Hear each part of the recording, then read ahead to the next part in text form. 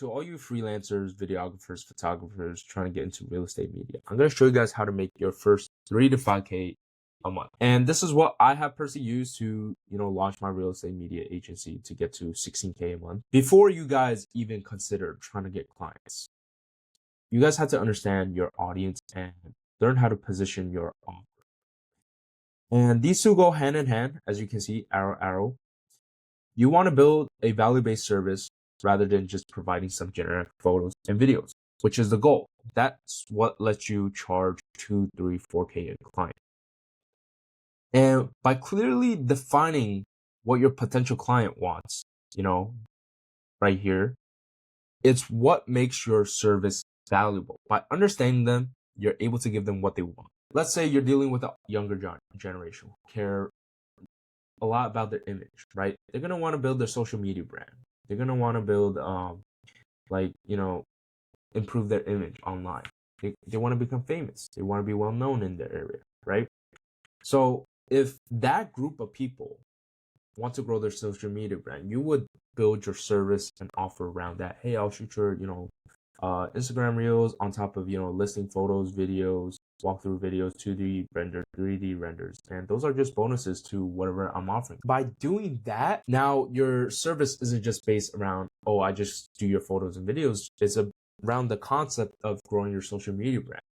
And this goes back to understanding your ICP, because if you were to offer that to an older generation, maybe 40s, 50s, and they could probably retire in the next few years, they don't really care about social media and they're very old school, you wouldn't offer the same, services to them, right? That's why I say these two go hand in hand.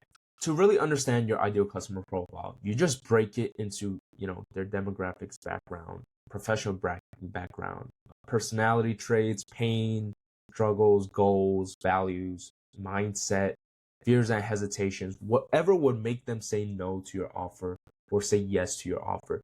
And you want to be as detailed as possible. Like, oh, maybe they're 21, around the same age as me, very ambitious, professional background, they're just starting out new, but they understand the importance of social media, right? By being very detailed, you get to understand their psychology, their mindset, and really how they operate and what they would want to get to. Because it's more about quality rather than quantity. You'd rather deal with one guy who pays you $3,000 than 30 guys who pay you $100 each. Once you understand that audience, you want to build your offer and position yourself as an expert. And you're going to build your portfolio around that concept. By clearly defining what this customer wants, you're able to build a specific offer and package that speaks to them. Every objection, obstacle, or reason why your client might hesitate or fail to achieve their dream outcome should be defined, because you understand their values, beliefs, mindset, fears. So you got to make sure in that offer, you're able to address those concerns or the dream. And you want to define every single solution your service provides, because what if it's time related and they bring that up, but you don't know how to answer that? But what if it's already there? You don't even need an answer. They're like, oh, everything's here. This is like the perfect package. There's no need to go back and forth, right?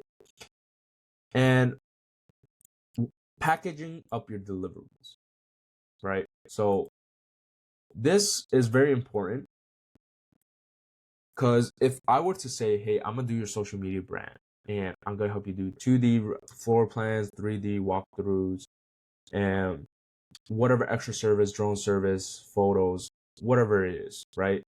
And everything together is going to cost $3,000, right? Okay, cool.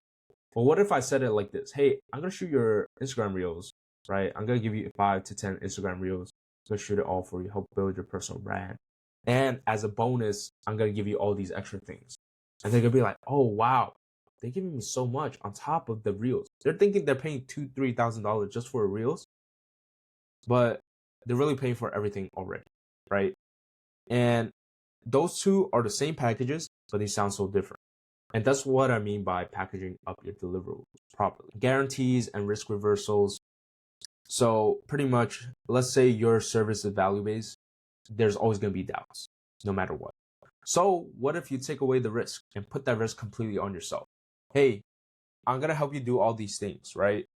But if it's not to your satisfaction, and let's say you don't hit your goal of 10,000 views, you get your money back, or I'll work till you get your results. And that's just a risk reversal, right? I never like to say I'll refund you because, results are very subjective. Like, let's say they get 10,000 views but no listings. Like, that's not a good video. But what if it's 1,000 view video and they get five show listing showings, right? It's very subjective. And when you figure out all these things, you want to summarize the offer into a clear message where it's just 1-2 liner. So when you're explaining it, you don't need to go on and on like what I'm doing right now. And every offer needs to be tested, because you could say all you want. This is a great offer. This is what they're gonna want.